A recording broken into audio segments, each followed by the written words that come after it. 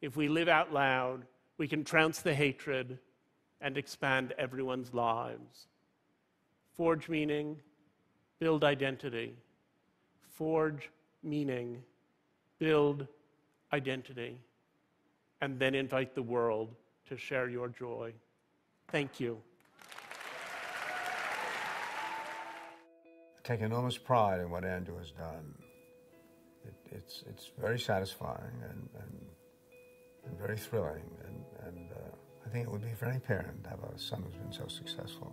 Andrew has courageously and very bravely come out and talked about depression in a meaningful way. In 1994, I experienced a really debilitating and devastating depression. And as I emerged from it, I looked around at the existing literature on depression. I found that there were excellent scientific articles, and there were memoirs that people wrote that were largely about their own experience. But there was nothing that pulled it all together. In this 600-page book he wrote, Noonday Demon, An Atlas on Depression, I learned so much about Andrew by reading that book. Such an extraordinary novel about such an amazing journey that he took, living through depression and coming out of it and surviving. I think it's had a very useful effect for many people to read what he's written about depression and about children who are different.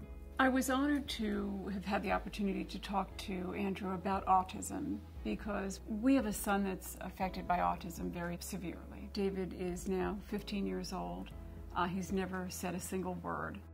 The wonderful thing that Andrew does, whether it's depression, gay rights, and all the myriad of challenges that were written in his book, Far From the Tree, he's raising awareness. He can bring a message to the general public, which very few scientists who haven't experienced these issues can.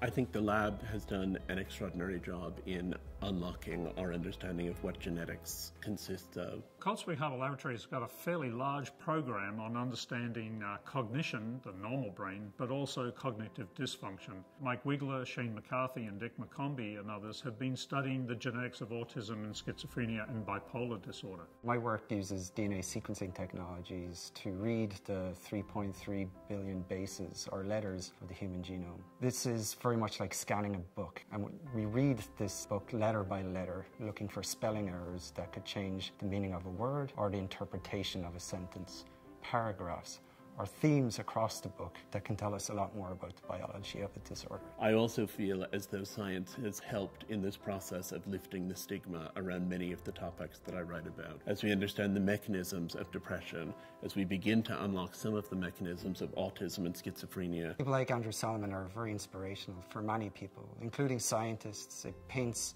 a very different picture for their research and gives their research a purpose. Andrew has forwarded me sometimes emails that he's received from someone who said, "You've saved my life. I read about your experience and it enabled me to go on with my life and not to feel so alone." I receive an enormous number of letters from people. The most moving one in some ways was one of the simplest. It came from someone who wrote to me without giving a return address.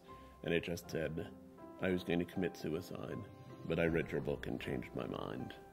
And I thought if I've had one letter like that, it makes all of what I've done worth it.